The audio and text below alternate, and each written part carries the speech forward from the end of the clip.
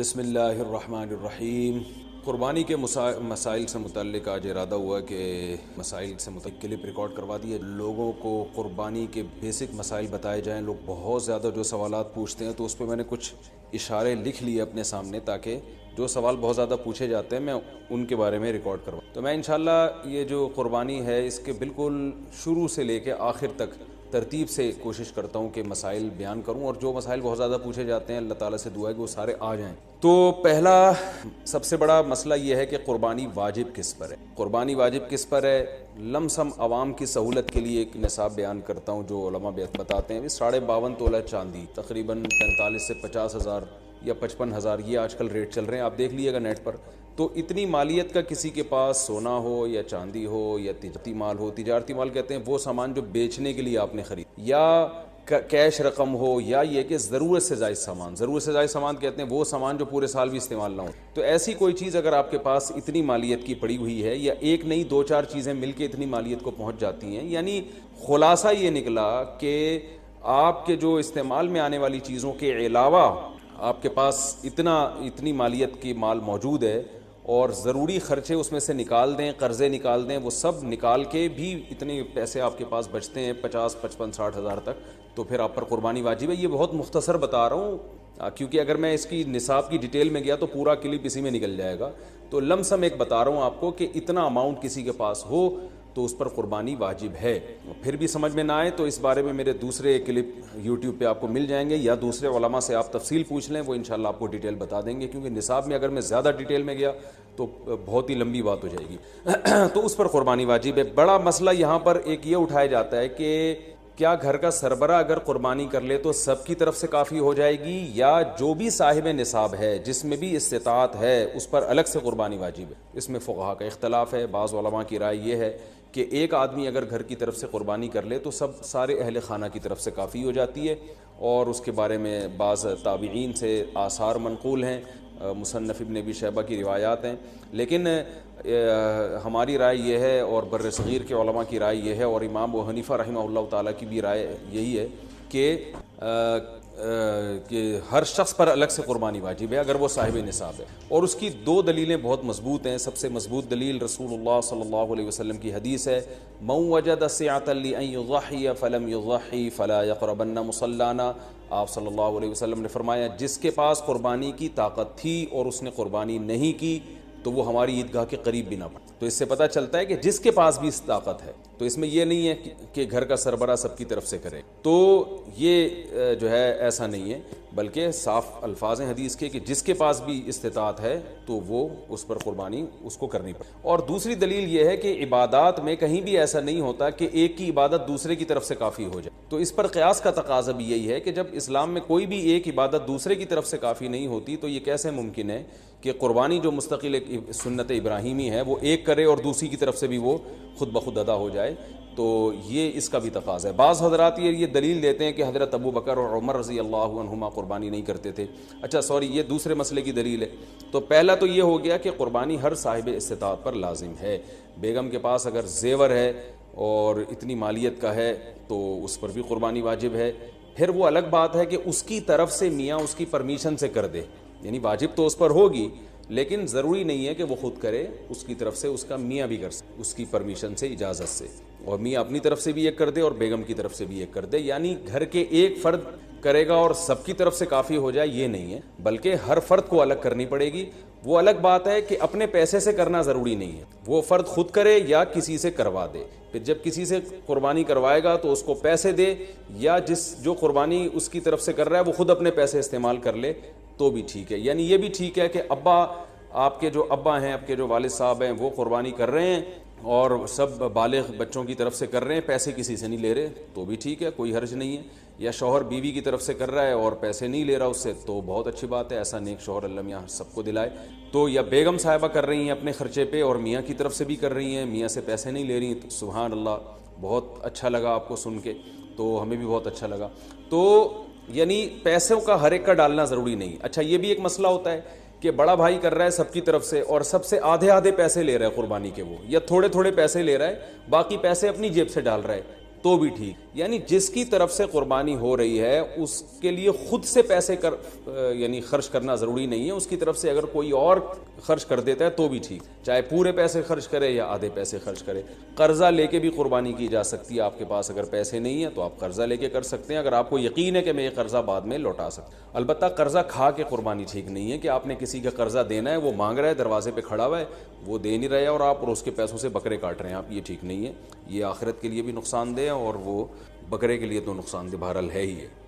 تو ایک مسئلہ تو یہ ہو گیا. دوسرا مسئلہ یہ ہے کہ قربانی کیا واجب ہے یا سنت ہے. تو اس بارے میں بھی دونوں رائے ملتی ہیں علماء کی. جو علماء کہتے ہیں سنت ہے وہ بھی عام سنت نہیں مانتے بلکہ سنت مؤکدہ. سنت مؤکدہ کا مطلب جو نہیں کرے گا قابل ملامت ہوگا. اور امام ابو حنیفہ رحمہ اللہ تعالیٰ کی رائے کے مطابق یہ واجب ہے, اور اس کی دلیل وہی ہے کہ پہلی بات تو یہ کہ عبادت ہے, اور عبادت میں احتیاط کے پہلو کو ترجیح, کیونکہ احتیاط اسی میں ہے کہ اس کو اگر واجب قرار نہیں دیتے تو بہت سے لوگ قربانی کا فریضہ چھوڑ سکتے ہیں اور اس بات کا خطرہ موجود ہے کہ قیامت میں ان کو گناہ نہ ملے. تو اس لیے احتیاط کے پہلو کو ترجیح جائے گی. اور مضبوط دلیل امام حنیفہ کی قرآن نبی صلی اللہ علیہ وسلم کی وہی حدیث ہے, من وجد سعة لأن يضحي فلم يضحي فلا يقربن مصلانا. آپ صلی اللہ علیہ وسلم نے فرمایا جس کے پاس قربانی کی گنجائش تھی اور اس نے قربانی نہیں کی وہ ہماری عیدگاہ کے قریب بھی مت پھٹکے. آپ صلی اللہ علیہ وسلم 10 سال مدینہ منورہ رہے, ہمیشہ آپ صلی اللہ علیہ وسلم نے قربانی کی. بعض حضرات یہ دلیل دیتے ہیں کہ حضرت ابو بکر اور حضرت عمر نے قربانی نہیں کی اپنے دور خلافت میں, اس سے پتہ چلتا ہے کہ قربانی واجب نہیں ہے. تو یہ دلیل اس لیے درست نہیں ہے کہ حضرت ابو بکر اور حضرت عمر رضی اللہ تعالیٰ عنہ مسکین تھے, غریب تھے, اگرچہ مسلمانوں کے خلیفہ تھے, لیکن یہ ان کی ایک کوالٹی تھی کہ اتنے لاکھوں مربع میل کے مالک ہونے کے باوجود وہ پیون زدہ کپڑے پہنتے تھے. تو صاحب استطاعت پہ قربانی واجب ہے. یہ دونوں حضرات بڑے تھے مگر قربانی نہیں کی انہوں نے, جیسے کہ روایت میں آتا ہے اس کی وجہ استطاعت نہ ہونا. تو استطاعت اگر نہیں ہے تو پھر قربانی لازم نہیں ہے, بلکہ اگر آپ قرضہ لے کے قربانی کرو گے اور خطرہ ہے کہ میں قرضہ ادا نہیں کر سکتا تو پھر تو جائز ہی نہیں ہے آپ کے لیے, کیونکہ دوسروں کا حق دبا کے آپ کے لیے عبادت کو کی بجا آوری یہ ٹھیک. اس کی فضیلت کیا ہے قربانی کی؟ رسول اللہ صلی اللہ علیہ وسلم نے ارشاد فرمایا بقرعید کے دنوں میں یا ایام نہر میں اللہ کو جانور کا خون بہانے سے زیادہ کوئی عمل محبوب نہیں, اور ہر بال کے بدلے میں اللہ نیکی عطا فرماتا. یہ قربانی کی بہت بڑی فضیلت ہے, اور اس کی فضیلت آپ علماء سے بیانات میں سنتے ہیں. میں بھی چونکہ بہت مختصر جلدی بات کر رہا ہوں تاکہ میں پورے موضوع کو جلدی سے سمیٹ لوں. اب مسئلہ یہ آئے گا کہ جی قربانی, ایک بڑا اہم مسئلہ آج کل یہ چل رہا ہے. نبی صلی اللہ علیہ وسلم نے فرمایا کہ عید کی نماز کے بعد جس نے قربانی کی تو قربانی ہوگی, نماز سے پہلے کر لی تو آپ نے اس قربانی کو قبول نہیں. تو اس سے صاف پتہ چلتا ہے کہ شہر میں جہاں عید کی نماز ہوتی ہے وہاں عید کی نماز سے پہلے قربانی نہیں ہوتی. اب چونکہ بہت ساری عید کی نمازیں ہو رہی ہیں تو علماء کہتے ہیں کہ جس شہر میں آپ رہتے ہیں پورے شہر میں کہیں بھی عید کی نماز ہو جائے گی تو آپ کے لیے قربانی کرنا جائز ہوگا. بہتر تو یہی ہے کہ آپ خود جب تک عید کی نماز نہ پڑھیں قربانی نہ کریں. لیکن اگر کسی نے قربانی کر لی خود نماز پڑھنے سے پہلے تو اگر پورے شہر میں کہیں عید کی نماز ہو چکی تھی تو آپ کی قربانی ہو گئی, عید کی نماز نہیں ہوئی تھی آپ کی قربانی وہ کالعدم ہے. آج کل لاک ڈاؤن کی وجہ سے, کورونا کی وجہ سے یہ بھی مسئلہ کھڑا ہوا ہے. بہت سے ملکوں میں عید کی نماز پہ پابندی ہے. یو اے ای سے فون آتا ہے بھائی یہاں دبئی میں تو عید کی نماز ہی نہیں ہو رہی, تو وہاں کیا کیا جائے گا؟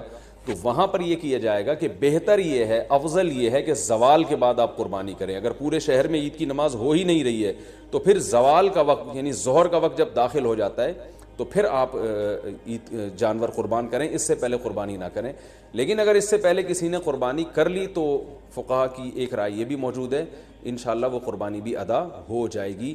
یعنی صبح صادق کے بعد بھی اگر کسی نے قربانی کر لی تو قربانی ہو جائے گی. لیکن بہتر یہ احتیاط اسی میں ہے کہ ایسے جگہوں پہ جہاں عید کی نماز نہیں ہو رہی ہے, بعض کنٹریز ایسے ہیں جہاں عید کی نماز نہیں ہوتی, تو وہاں پر پھر آپ زوال کے بعد جانور کو قربان کریں. یہ مسئلہ ہو گیا. اچھا, اب جانور خریدتے ہوئے کیا چیزیں آپ نے دیکھنی ہے؟ سب سے پہلی بات 4 جانوروں کی قربانی جائز ہے. اونٹ, اور یہ گائے بھینس بھی گائے کے حکم میں ہی ہے, اور بکرا اور دمبا. ہرن کی قربانی یا نیل گائے کی قربانی یا اور دوسرے جو جنگلی جانور ہیں ان کی قربانی جائز نہیں ہے. ان 4 جانوروں میں اونٹ کی عمر 5 سال ہونی چاہیے, گائے کی عمر 2 سال ہونی چاہیے, اور بکرے کی عمر 1 سال ہونی چاہیے, اور دمبے کی بھی اصل تو یہی ہے کہ 1 سال عمر ہو. لیکن اگر 6 مہینے کا دمبا اور بھیڑ یا جو بھی سرگودا کے کجلے بڑے مشہور ہیں, 6 مہینے کا اگر دیکھنے میں سال کا لگتا ہے یعنی موٹا تازہ ہو تو 6 مہینے کا دمبا بھی جائز, 6 مہینے سے کم کا جائز نہیں ہے. اور 6 مہینے کا دمبا اگر دیکھنے میں 6 مہینے کا نہیں لگ رہا, سوری 1 سال کا نہیں لگ رہا, بچہ ہی لگ رہا ہے, چھوٹا لگ رہا ہے, کمزور ہے, پھر اس کی بھی جائز نہیں. تو دمبا اگر 6 مہینے کا موٹا تازہ ہے تو اس کی قربانی جائز ہے. اور باقی بکرا 1 سال کا ہونا ضروری, اور گائے 2 سال کی, اور اونٹ 5 سال کا. اچھا, اس میں یہ بات ضروری ہے کہ یہاں سال سے مراد اسلامی سال. مثال کے طور پر آپ بکرا لینے کے لیے گئے مارکیٹ میں, ہاں بھائی کتنی عمر ہے, اس نے کہا کہ جی اتنی عمر ہے, تو آپ اس سے سیدھا سیدھا یہ پوچھیں کہ بھائی پچھلے سال بقرعید سے پہلے یہ پیدا ہو چکا تھا کہ نہیں ہو. اگر پچھلے سال بقرعید سے پہلے پیدا ہو چکا تھا تو اس سال بقرعید میں اس کی قربانی جائز. بلکہ پچھلے سال اگر بقرعید والے دن پیدا ہوا تھا تو اس سال بقرعید والے دن جب وہ ٹائم گزرے گا تو اس ٹائم میں بھی اس کی قربانی جائز ہو جائے گی, کیونکہ پورا سال اسلامی سال گزر چکا ہے. دانتوں کا اعتبار نہیں ہے, یاد رکھیں. لوگ دانت کو زیادہ فوکس کر رہے تھے, 2 دانت ہے کہ 4 دانت ہے کہ کھیرا ہے, تو دانت کا اعتبار نہیں ہے. اصل حکم ہے جانور کی عمر کا, کہ گائے 2 سال ہو, اور 2 سال میں یاد رکھیں دانت پورے, جو ماہرین ہیں نا جو بچڑے پالتے ہیں وہ کہتے ہیں 2 سال میں دانت نکلتے نہیں ہیں, 2 سال پورے ہونے کے بعد نکلنا. تو اگر آپ کو کسی جانور کے بارے میں یقین ہے کہ اس کی عمر 2 سال ہو چکی ہے تو آپ اس کی قربانی کر سکتے ہیں بچڑے کی, چاہے وہ کھیرا ہی. البتہ مارکیٹ میں لوگوں کو پتہ نہیں چلتا, جھوٹ بہت چلتا ہے, تو اس لیے لوگ دانت دیکھتے ہیں, کیونکہ دانت اگر نکلے ہوئے ہوں 2 دانت ہیں تو اس کا یقین ہوتا ہے کہ 2 سال سے اوپر کا ہی ہے. تو اس لیے لوگ دانتوں کو فوکس کر رہے ہوتے ہیں, کہ سامنے والے کا پتہ نہیں ہوتا کہ سچ کہہ رہا ہے کہ جھوٹ کہہ رہا ہے. لیکن اگر آپ کو سامنے والے کی بات پر اعتماد آ جائے اور وہ یقین دلا دے آپ کو کہ بھئی یہ 2 سال کا بچڑا ہے, تو پھر بے شک کھیرا بھی ہو تو آپ اس کی قربانی کر سکتے ہیں. اور بکرا اگر 1 سال کا ہو چکا ہے, یقین ہو گیا آپ کو, کسی بھی طرح سے یقین ہو گیا, تو پھر بے شک کھیرا بھی ہو, اس کی قربانی بھی آپ کر سکتے ہیں. یہ تو ہو گیا جی جانور کی عمر کے بارے میں. عیب کون سا ہو جانور میں جس کی وجہ سے قربانی نہیں ہوتی, یہ بھی بہت زیادہ سوال پوچھا جاتا ہے. دمیں اٹھا کے لوگ چیک کر رہے ہوتے ہیں, اوریجنل ہے, پلاسٹک کی تو نہیں لگی ہوئی. تو اب چونکہ زیادہ تر لوگ سب سے پہلے دم ہی چیک کرتے ہیں, تو ہم شروع بھی دم ہی سے کرتے ہیں. تو جانور کی جو دم ہے اگر آدھی کٹی ہوئی ہے تو اس کی قربانی جائز نہیں ہے, آدھی سے کم کٹی ہوئی ہے تو قربانی جائز. تو اس سے پتہ چلتا ہے کہ پوری دم ہی اگر چپکائی ہوئی ہے یا سی ہوئی ہے تو بھی قربانی جائز نہیں. تو کم سے کم آدھی دم, آدھی سے زیادہ دم اس کی سلامت ہونی چاہیے. اس سے تھوڑی بہت کٹی ہوئی ہے تو اس سے کوئی فرق نہیں. کان کا بھی یہی حکم ہے, کان اگر آدھا کٹا ہوا ہے تو قربانی جائز نہیں ہے, آدھے سے کم کٹا ہوا ہے تو قربانی جائز ہے. بعض دفعہ ایسے کان نہ چرے ہوئے ہوتے ہیں تو اس سے کوئی فرق نہیں پڑتا, قربانی اس کی بھی جائز ہے. آنکھ کا حکم یہ ہے کہ ایک آنکھ کی اگر بینائی نہیں ہے تو قربانی جائز ہے. بینائی ہے لیکن کم نظر آتا ہے اور جانور دیکھ لیتا ہے گھاس ماس کو تو بھی ٹھیک ہے, یعنی پوری نظر کا 6/6 ہونا ضروری نہیں ہے. البتہ بالکل ہی ایک آنکھ کی بینائی غائب ہو تو پھر اس کی قربانی درست نہیں ہے. لنگڑا پن اتنا ہو اگر جانور میں کہ وہ بیچارہ لنگڑے پن کی وجہ سے آپ اس کو ذبح کرنے جہاں لے جانا چاہتے ہیں نا وہاں تک بھی نہیں جا سکتا, پہیے لگا کے دھکا دینا پڑ رہا ہے آپ کو اس کو, تو پھر تو قربانی جائز نہیں ہے. تھوڑا بہت لنگڑاتا ہو لیکن چل لیتا ہو تو قربانی ایسے جانور کی جائز ہے. یہ ہو گیا جانور کے عیب کے بارے میں. خارشی جانور ہو, خارش زدہ جانور, تو اگر خارش اتنی ہے کہ اسکن سے اس کے گوشت کے اندر تک وہ اثرات پہنچے ہوئے ہیں اور اس کی وجہ سے بہت زیادہ لاغا رو کے ہڈیوں کا ڈھانچہ بن گیا ہے تو ایسی قربانی, ایسے جانور کی قربانی جائز نہیں ہے. لیکن اگر ایسی ہی خارش ہے اس جانور کو تو اس سے کوئی فرق نہیں پڑتا. آج کل انسانوں کو آپ کو پتہ ہے اتنی خارش ہے, تو جانوروں میں ہو گئی تو کیا مسئلہ ہو. سینگ کے بارے میں بھی لوگ بہت سوال پوچھتے ہیں کہ جانور کا سینگ کٹا ہوا ٹوٹا ہوا تو قربانی جائز ہے یا نہیں. بالکل جائز ہے.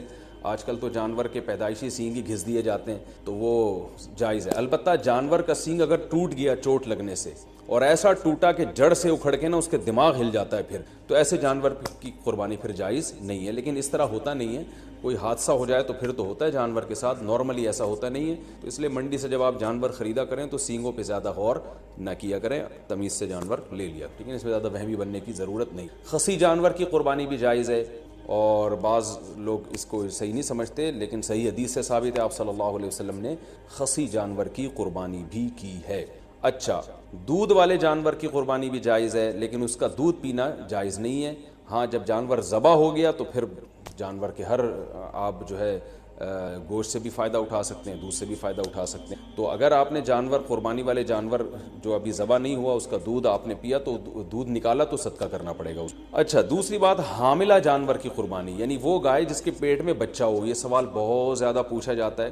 تو دیکھیں, اگر وہ گائے جس کے بالکل بچہ ہونے والا ہے, یعنی پورا بچہ بن چکا ہے, بچے کی ولادت کا وقت قریب ہے, تو بہتر یہ ہے کہ ایسے جانور کی قربانی نہ کی, ناپسندید, لیکن جائز ہے, قربانی ادا ہو جائے گی, بہتر یہ ہے کہ نہ کی جائے.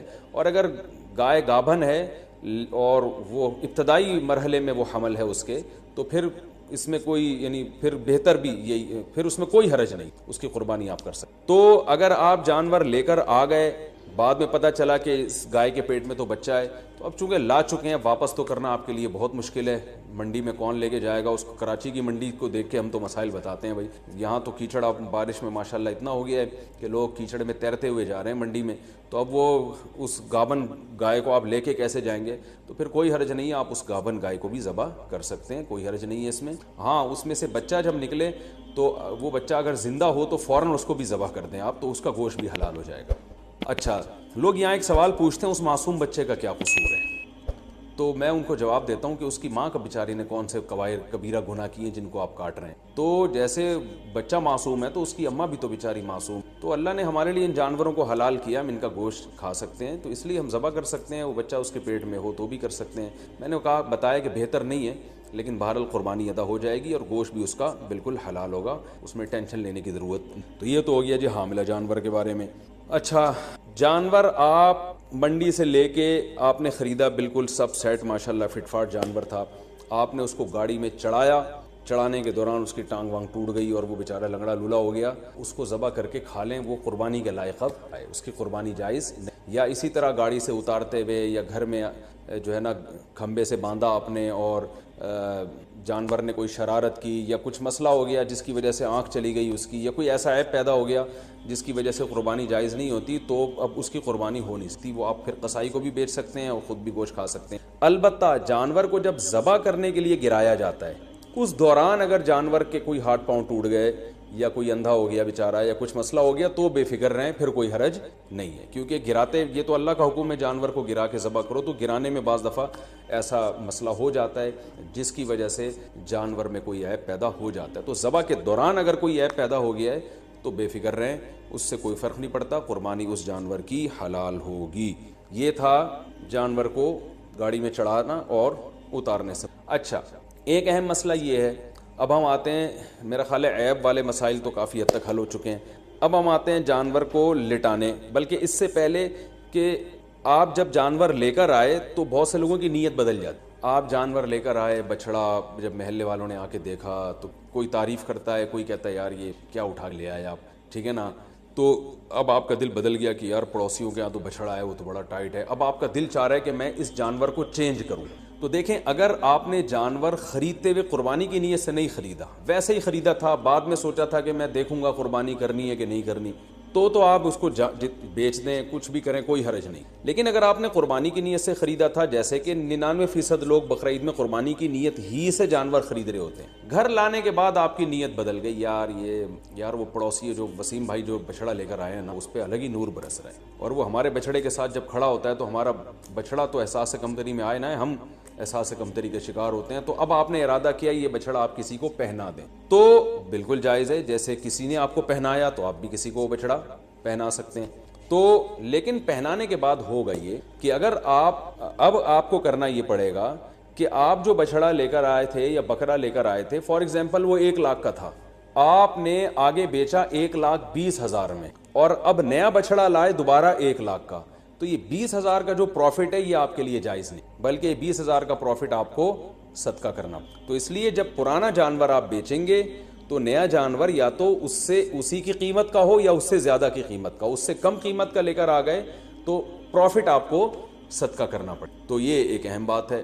بیچنا بالکل جائز ہے, اس میں کوئی حرج نہیں ہے. میں نے کہا جیسے کسی نے پہنایا تو آپ بھی پہنا سکتے ہیں, تو اس میں کوئی حرج نہیں, لیکن پروفٹ پھر آپ کے لیے حلال نہیں ہے, کیونکہ یہ قربانی کی نیت سے جب آپ نے جانور خریدا ہے, جب آپ نے قربانی کرنے کی نیت سے خرید لیا تو اب اس میں پروفٹ کمانا آپ کے لیے جائز نہیں رہا. آپ بچڑا لے کر آئے, پورا بچڑا اپنے لیے لے کر آئے آپ قربانی کی نیت سے. تو یہاں آپ نے ارادہ کیا, محلے والے آ گئے, وسیم بھائی نے کہا یار ایک حصہ ہمیں بھی دے دو یار ایک حصہ, تو آپ کا ارادہ بدل گیا, آپ نے کہا چل بھائی, تو آپ اس میں سے حصے بھی دوسروں کو دے سکتے ہیں, اس میں بھی کوئی حرج نہیں ہے. تو یہ بھی جائز ہے آپ کے لیے کہ اس جانور میں آپ سب کو شریک. تو یہ ضروری نہیں ہے کہ آپ نے اپنے لیے گائے خریدی تو اب وہ پوری گائے آپ کے اپنے, ایک حصہ بھی آپ اپنا اس میں رکھ سکتے ہیں, 6 حصے دوسروں کو دے سکتے. ایک اہم بات یہ بھی ہو گئی.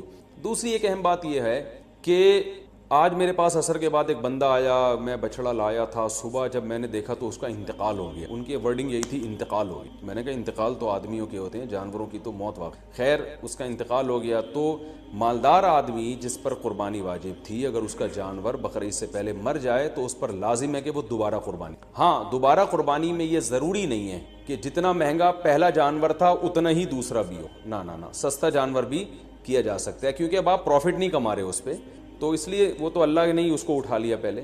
تو اس جانور کو ذبح کر کے مرنے سے پہلے گوشت کھا لیں یا قصائی کو بیچ دیں, اور جو آپ نیا جانور لے کر آئیں گے وہ یعنی وہ بیچ اس لیے دیں یا گوشت اس لیے تاکہ وہ اس نے بھی گوشت ہی یعنی گوشت کے طور پر ہی قصائی نے بھی استعمال کرنا ہے اس کو. تو جانور اگر مر گیا, آپ نیا جانور اگر لے کر آئے ہیں تو نئے جانور میں یہ ضروری نہیں ہے کہ پہلے والے جانور سے وہ مہنگا ہو, وہ سستا بھی لا سکتے ہیں. آپ پوری بچڑا لے کر آئے تھے تو اب کوئی بات نہیں, ایک دمبا کر لیں چھوٹا موٹا آپ, تو یہ ضروری نہیں ہے کہ اتنا ہی مہنگا ہو. اگر جانور مر جائے تو بس آپ نے ایک واجب اپنے ذمے سے پورا کرنا ہے, تو وہ سستا جانور. اور اگر غریب آدمی جانور خرید کے لایا تھا قربانی کی نیت سے, وہ جانور مر گیا تو بس غریب کو ثواب مل گیا, دوبارہ اس پر قربانی واجب پہلے بھی نہیں تھی اب بھی واجب ہے. تو یہ ہو گیا جی. اچھا اب ہم چلتے ہیں قربانی کے مسائل میں ذبح کی طرف. جانور ذبح کرنے میں ایک بڑی کوتاہی یہ ہوتی ہے کہ قصائیوں کے حوالے چھری کر دی جاتی ہے. بعض دفعہ پتہ نہیں ہوتا کہ یہ مسلمان ہیں بھی یا نہیں, کیونکہ ان دنوں میں ہندو بھی بہت سے قصائی بنے ہوئے ہوتے ہیں. تو یاد رکھیے گائے کی گردن پہ یا جانور کی گردن پہ جو چھری چلانے والا ہے, پکڑنے والا کوئی بھی ہو, رسی باندھنے والا کوئی بھی ہو, چھری چلانے والے کا توحید پرست ہونا ضروری ہے یا اہل کتاب ہونا ضروری. تو اس لیے یہ دیکھ لیں کہ یہ مسلم بھی ہے یا نہیں. اور تو بلا وجہ خامخواہ میں کوئی کہہ رہا ہوں میں مسلمان ہوں تو اب یہ نہیں کہ لیبارٹری چیک کے لیے بھیج دیا آپ نے, اتنی تحقیق کی ضرورت نہیں. تو بس یہ پہلے تحقیق کر لیا کریں بھائی, مسلمان ہو, توحید پرست ہو, ایک اللہ کو مانتے ہو, نبی صلی اللہ علیہ وسلم کی ختم نبوت کے قائل ہو, اور نبی صلی اللہ علیہ وسلم کو مختار کل, مشکل کشا, حاجت روا تو نہیں سمجھتے. تو جو توحید کا عقیدہ ہے نا وہ بہرحال پہلے ضروری ہے, جو بیسک اسلام کے عقائد ہیں وہ اس کو پتہ ہونے. تو اس کے بغیر جانور کا ذبیحہ جو ہے, اگر آپ کو پتہ چل گیا کہ یہ مشرک ہے تو پھر اس کا ذبیحہ حلال نہیں. ایک بات. دوسری بات, قصائیوں میں یہ کوتاہی ہوتی ہے کہ قصائی جو ہے وہ منہ میں گٹکے ہوتے ہیں, پان ہوتے ہیں. میں نے خود دیکھا ہے کہ وہ تکبیر نہیں پڑھ رہے ہوتے ذبح کرتے, سب نہیں کرتے, یعنی بعض لوگ ایسا کرتے ہیں. تو اگر جان بوجھ کر کسی نے تکبیر چھوڑ دی ہے تو بھی جانور مردار ہو جائے. اس لیے قرآن مجید میں صاف اللہ کا حکم ہے, وَلَا تَأْكُلُوا مِمَّا لَمْ يُذْكَرِ اسْمُ اللَّهِ عَلَيْهِ, وہ جانور جس پر اللہ کا نام نہ لیا جائے اس کو مت کھاؤ. تو اس لیے اس بات کا اہتمام کرنا چاہیے, جو لوگ جانور کے قریب کھڑے ہوئے ہیں ان کو سب کو چاہیے زور سے تکبیر پڑھنا شروع کر دیں تاکہ چھری پھیرنے والے کو یاد آ جائے اور وہ غفلت نہ کرے اس بارے میں. ہاں اگر بھولے سے رہ گیا, اس بیچارے کو یاد ہی نہیں رہا, تو وہ جانور حلال ہے, اس میں کوئی حرج نہیں ہے. جان کر تکبیرات چھوڑ دینا بالکل, اس سے جانور مردار ہو جاتا. بعض اب ایسے ہوتا ہے کہ ایک آدمی سے چھری چل نہیں رہی ہوتی تو دوسرا بھی ہاتھ لگا دیتا ہے, یار ہم دونوں مل کے چھری چلا دیتے ہیں. تو دو آدمیوں نے اگر چھری چلائی ہے تو پھر دونوں پر تکبیر پڑھنا واجب ہے. دونوں میں سے ایک بھی اگر تکبیر چھوڑ دے گا تو جانور حلال, اس کا خیال کیا کریں. اور ویسے بھی جانور کو خود ذبح کیا کریں. علماء کہتے ہیں کہ جانور ذبح کرنے والا جو جس کی قربانی ہے نا وہ خود ذبح کرے گا تو اس میں زیادہ ثواب ہے. ایک کوتاہی جو بہت عرصے سے میں بتاتا چلا آ رہا ہوں, قصائی جانور ذبح کرنے کے بعد 4 رگیں کٹنے کے بعد حرام مغز میں چاقو مارتے ہیں. یہ بالکل غلط ہے. صرف 4 رگیں کاٹ کے جانور کو چھوڑ دینا ہے تاکہ بلیڈنگ زیادہ ہو, اس کا خون نکل جائے باڈی سے. قصائیوں کے پاس ٹائم کم ہوتا ہے, وہ جلد بازی میں ہوتے ہیں, لہذا وہ کہتے ہیں کون اتنی دیر جانور کے ٹھنڈا ہونے کا انتظار کرے. بالکل ایسے ہی جیسے خواتین کو جب ڈیلیوری ہوتی ہے نا, بچہ پیدا ہوتا ہے, تو بعض گائنی کی ڈاکٹر کہتی ہیں کون اتنی دیر انتظار کرے گا, لاؤ چاپڑ, چاقو, کینچی لاؤ, پیٹ چاک کرو اور آپریشن کر کے بچہ باہر نکال. ہم نے دوسرا کیس بھی نمٹانا ہے. تو ہر آدمی جلدی میں گھوڑے پہ بیٹھا ہوا ہے, تو قصائی تو آپ کو پتہ ہے اس وقت جیٹ طیاروں پہ بیٹھے ہوئے ہوتے ہیں بقرعید والے دن، تو ان کے پاس اتنا ٹائم نہیں ہوتا جانور کی 4 رگیں کاٹیں پھر چھوڑ دیں، بلیڈنگ ہوگی، خون نکلے گا. وہ کہتے ہیں یار بس جلدی سے نا اس کے حرام مغز میں چاقو مارتے ہیں گردن میں، اور جانور کو تکلیف بھی ہوتی ہے اس سے اور جلدی مردار ہو جاتا ہے. اس کا نقصان یہ ہوتا ہے کہ جتنی بلیڈنگ ہونی چاہیے، خون نکلنا چاہیے، نکلتا نہیں ہے. تو اس سے 3 نقصان. پہلا نقصان مکروہ عمل ہے، یہ شریعت میں یہ طریقہ ہمیں ذبح کرنے کا نہیں بتایا. دوسرا نقصان جو گوشت میں خون باقی رہ جاتا ہے، جو ذبح کرنے کا مقصد ہے وہ پورا حاصل نہیں ہوتا. تیسرا نقصان گوشت کی لذت بھی کم ہو جاتی. اور چوتھا ایک اور نقصان، گوشت میں جو بیماریاں ہیں آپ کو پتہ ہے بلڈ کی وجہ سے ہوتی ہیں، کہ بلڈ اگر گوشت میں رہ جائے تو اس میں بیماریاں بھی رہ جاتی ہیں. اگر خون اچھی طرح نکل جائے تو گوشت بیماریوں سے بھی صاف ہو جاتا ہے. تو یہ 4 فائدے ہیں جن کی وجہ سے آپ قصائی کو مجبور کیا کریں کہ بھائی ذرا تھوڑی دیر جو ہے نا صبر کرو. اور اگر پھر بھی صبر نہیں کرتا تو جس کھونٹے سے آپ نے گائے کو باندھا تھا، جیسے ہی جانور ذبح ہو فوراً جو جتنے آدمی جانور پہ تھے وہ سارے جانور کو چھوڑ کے قصائی پہ آ جائیں اور اس کھونٹے سے اس کو باندھ دیں تاکہ جانور آرام سے خود سے ٹھنڈا ہو جائے. یہ بھی کرتے ہیں کہ جانور ٹھنڈا ہوا نہیں ہوتا کھال اتارنا شروع کر دیتے ہیں اس کی، تو یہ بھی غلط ہے. لیکن اگر ایسے جو وہ قصائی جو پکڑائی میں نہیں آ رہا، اگر آپ نے اس کو کھونٹوں سے باندھ دیا تو انشاءاللہ یہ تمام ٹینشنیں آپ کی حل ہو جائیں گی. قصائی حضرات ناراض ہوتے ہیں میری ان باتوں سے. بھائی میں آپ کے بارے میں بات ہی نہیں کر رہا، میں ان قصائیوں کے بارے میں بات کر رہا ہوں جو شرافت سے کنٹرول میں آ نہیں رہے. تو آپ تو ماشاءاللہ اچھے لوگ ہیں جو میرا بیان سن رہے ہیں. آپ تو جانور کی 4 رگیں کاٹیں گے، اس کے بعد آپ آرام سے بیٹھ جائیں گے یا دوسرے جانور کو گرانے کی فکر میں لگ جائیں گے، اور یہ جب اس کی بلیڈنگ ہو جائے گی اچھی طرح سے تو ٹھنڈا ہو جائے گا تو پھر آپ اس کا گوشت کاٹیں گے اور کھال اتاریں گے آپ اس کی. تو آپ کے بارے میں بات کر نہیں رہا، میں ان قصائیوں کے بارے میں بات کر رہا ہوں جو جلد باز ہیں. اچھا بھائی، اب مسئلہ یہ ہے کہ گوشت کی تقسیم میں تول کے گوشت تقسیم ہے. خوب اچھی طرح سمجھ، گوشت سودی اموال میں سے ہے، لہذا گوشت کے جب 7 حصے ہوں گے تو تول کے ہوں گے. یہ خوب سمجھ لیں. لوگ کہتے ہیں ہم راضی ہیں، تو راضی ہونے کا مسئلہ نہیں ہے، یہ سودی اموال میں سے ہے. اب میں اس کی ڈیٹیل میں جاؤں گا تو یہ کلپ بہت زیادہ لمبا ہو جائے گا، تو اس لیے بس علماء کی بات پر اعتماد کر لیں. اس کو تول کے تقسیم کرنا واجب ہے. اگر تول کے تقسیم سے بچنا چاہیں تو 60 ڈھیریاں بنا کر 7 میں کلیجی ملا دیں، تو پھر تول کے تقسیم کرنا واجب نہیں رہے گا. اس کے دلائل کیا ہیں یہ کسی اور وقت انشاءاللہ تو. اور پھر بھی احتیاط اسی میں ہے کہ تولیں بھی اور کلیجی بھی ملا دیں 7 ڈھیری، تاکہ اگر تول میں گڑبڑ ہو گئی ہو تو کلیجی اس جو ادھر اگر تھوڑا سا گوشت زیادہ چلا گیا تو اس کے مقابلے میں ادھر کلیجی آ جائے تو سود سے بچت ہو جائے گی. وہ لوگ کہتے ہیں پتہ نہیں کس قسم کی باتیں کر رہے ہیں، وہ انشاءاللہ بعد میں ڈیٹیل میں اس مسئلے کو سمجھا دوں گا، بلکہ پہلے سمجھا بھی چکا ہوں کئی دفعہ کہ سودی اموال میں عقل نہیں چلتی ہے. جب شریعت نے برابری کا حکم دیا تو بس برابری ہے. تو گوشت بھی سودی اموال میں سے ایک مال ہے. جیسے 10 روپے دے کے کوئی 11 روپے نہیں لے سکتا نا، تو اسی طرح گوشت میں بھی ایسا ہی ہے. تو یہ اس کا خیال کرنا چاہیے. اچھا، قربانی کے حصے داروں میں اگر کوئی شخص حرام آمدن والا شریک ہو گیا تو سب کی قربانی برباد ہو جائے. اس لیے اس کا بھی اہتمام کرنا چاہیے. اجتماعی قربانی میں اعلان لکھ کے لگانا چاہیے کہ بھائی حرام آمدن والے شرکت نہ کریں، یا پہلے سے سیٹ اپ بنانا چاہیے کہ ایک الگ سے ایسی گائے ہو جو صرف حرام آمدن والوں کا اس میں حصہ ہو، تاکہ اس میں قربانی ہو ہی نہیں، وہ گوشت ذبح کر کے ویسے ہی غریبوں میں بانٹ دیا جائے. بعض مدارس میں اس کا اہتمام کیا جاتا ہے کہ وہ پہلے سے جو ہے نا کچھ حصے ایسے انہوں نے رکھے ہوئے ہوتے. تو لیکن اگر آپ گھر کی گائے لائے ہیں یا ویسے کسی گائے میں حصہ لے رہے ہیں اور اس میں کوئی حرام آمدن والا آ گیا، لیکن اگر آپ کو پہلے سے پتہ نہیں ہے تو پھر شریعت نے ہمیں بلا وجہ کے تجسس کا حکم نہیں دیا. یہ ایک آدمی زبان سے کہہ رہا ہے میں حلال کماتا ہوں، بس اس کی زبان پر اعتماد کرنا ہمارے لیے کافی ہے. اب آپ نے کہیں اجتماعی قربانی میں حصہ لیا، اب یہ نہیں کہ آپ اپنی گائے کے بارے میں تحقیقات کرتے پھر رہے ہیں اس میں حرام تو ہے کہ نہیں ہے. وہ گناہ پھر انہی لوگوں پر ہوگا جنہوں نے اجتماعی قربانی کا انتظام کیا. اگر انہوں نے خود سے جان کر کسی حرام والے کو شامل کر دیا تو وہ گناہ گار ہوں گے. تو آپ کو اگر جب تک پتہ نہیں ہے تو شریعت میں یہی حکم ہے، اب ہمو ما ابہم اللہ، جس چیز کو اللہ نے واضح نہیں کیا ہے تو ہم اچھا گمان ہی رکھیں گے اس میں. اچھا، یہ قربانی کا گوشت غیر مسلموں کو دینا بالکل جائز ہے، اس میں کوئی حرج نہیں ہے، غیر مسلم کو بھی دے سکتے ہیں. گوشت جب آپ کے ہاں آئے تو آپ بہتر یہ ہے کہ 3 حصے کر دیں، ایک غریبوں کے لیے، ایک رشتہ داروں کے لیے اور ایک اپنے لیے. رشتہ داروں کا مطلب یہ ہوتا ہے کہ جو دعوتیں آپ کرتے ہیں وہ بھی رشتہ داروں ہی میں آتے ہیں. تو اس لیے آج کل یہ بھی ٹھیک ہے کہ 1/3 صدقہ کر دیں، 2/3 گھر میں رکھ لیں، جس میں آپ دعوتیں بھی ہو رہی ہیں اس میں خود بھی کھا رہے ہیں. اور علماء نے بیان کیا بھائی جس کی اولاد زیادہ ہے، اہل و عیال زیادہ ہیں، اور تو وہ اگر پورا گوشت بھی گھر میں رکھ لے تو بھی ٹھیک ہے، اس لیے کہ اپنے اولاد کا، اپنے بچوں کا حق پہلے. کیونکہ وہ اگر دمبا بیچارے نے ذبح کیا اور وہ 1/3 صدقہ کر دے گا تو 8-10 بچے، تو پھر وہ میرا خیال ہے وہ غریب آدمی کے بچے، تو پھر تو پورے سال بیچاروں کو گوشت نہیں ملتا.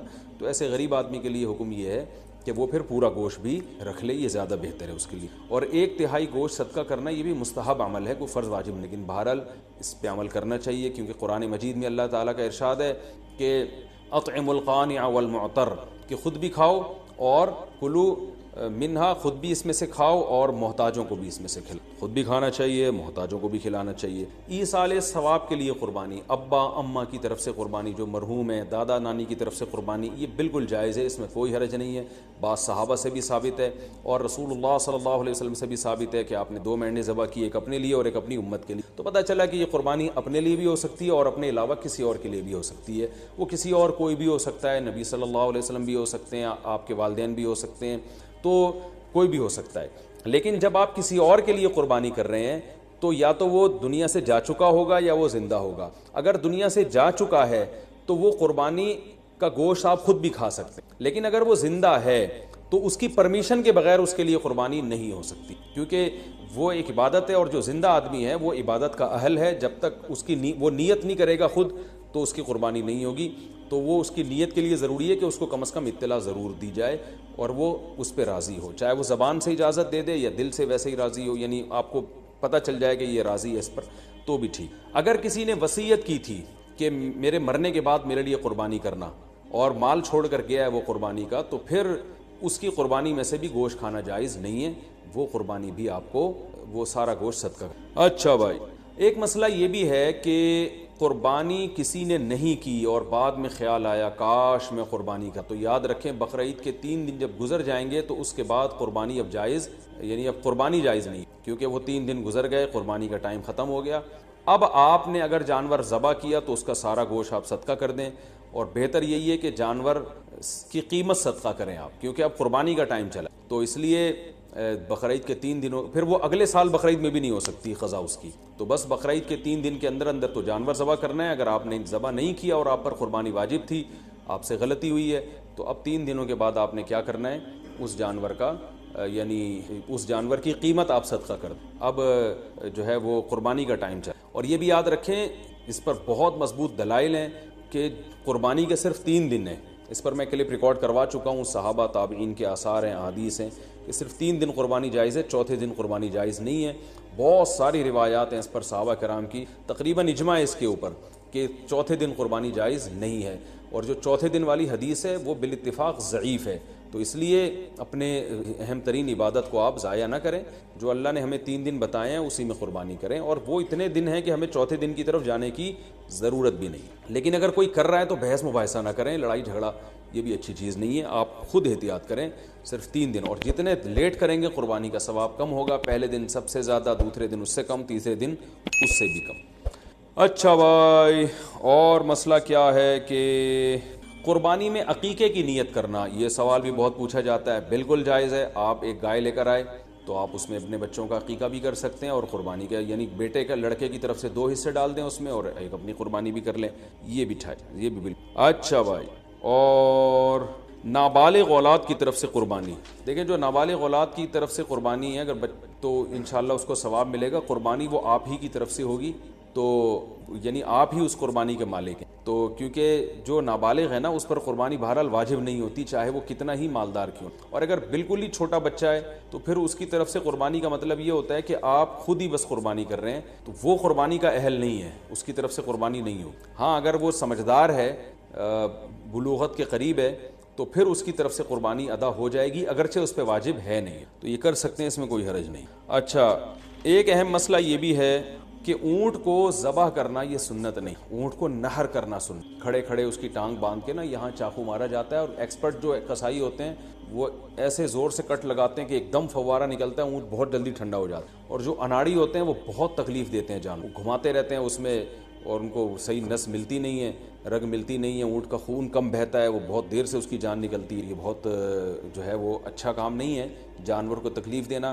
آپ صلی اللہ علیہ وسلم نے حکم دیا ہے کہ جب تم میں سے کوئی شخص جانور کو ذبح کرنے کا ارادہ کرے تو اسے چاہیے کہ جانور کو راحت پہنچائے، اس کی راحت کا خیال رکھے، وہ اس کی کو اذیت نہ دے، تکلیف نہ دے، اور آپ نے یہ بھی فرمایا کہ اپنی چھری کو پہلے تیز کر لو تاکہ جانور کو تکلیف نہ ہو۔ بعض لوگ یہ کر رہے ہوتے ہیں جانور کو لٹا کے چھری تیز کر رہے ہوتے ہیں، وہ بھائی پہلے ہی کر لیتے یہ کام، اس کو آپ نے جو لٹا کے اتنی تکلیف دی ہوئی ہے یہ ٹھیک نہیں، یہ ٹھیک عمل نہیں ہے، تو جانور کو راحت دینے کا ہمیں حکم ہے، تکلیف سے اس کو بچانا۔ تو یہ کچھ مسائل تھے، اور بھی کوشش کر رہا ہوں کہ کوئی مسائل دماغ میں آ جائیں جو لوگ زیادہ ہاں ایک اہم مسئلہ یہ، بعض جانور بڑے شرارتی ہوتے ہیں، کنٹرول میں نہیں آ رہے ہوتے، جیسے بعض میاں کنٹرول میں نہیں آتے، بعض بیویاں کنٹرول میں نہیں آتی، بعض بچے کنٹرول میں نہیں آتے، اور بعض دفعہ آپ کا ملازم کنٹرول میں نہیں آ رہا، تو اس طرح بعض دفعہ آپ ایسی گائے لے آتے ہیں کہ وہ گائے، ابھی ہمارے 2-3 سال پہلے محلے میں ایک بچڑا آیا، وہ ایسا خونخوار قسم کا بچڑا کہ وہ کسی کو قریب ہی نہ آنے دے۔ تو ایک قصائی آیا، اس نے کہا ابے دیکھو ایسی کی تیسی، میں کسی سے نہیں ڈرتا، اور بغیر کچھ کہے نا وہ بچڑے کے قریب چلا گیا۔ جو وہاں بچڑے کے قریب لوگ تھے نا، ان کا بیان ہے کہ وہ ایسے اچھلتا ہوا قصائی بچڑے کے پاس گیا کہ جیسے ڈرتا ہی نہیں ہے۔ تو کہہ رہے ہیں ہمیں چند سیکنڈ کے بعد ہمیں یہ لگا کہ صرف بچڑا ہے، قصائی ہے نہیں یہاں پہ کہیں بھی۔ تو ہم حیران، یہ قصائی کیا کہاں، یعنی بچڑے نے اتنی اسپیڈ کے ساتھ اس کو لات ماری ہے کہ قصائی مارکیٹ سے شارٹ۔ تو کہہ رہے ہیں ہم دیکھا وہ وہاں پڑا ہوا ہے۔ تو وہ فنٹر گیری بھی بعض لوگ کر رہے ہوتے ہیں۔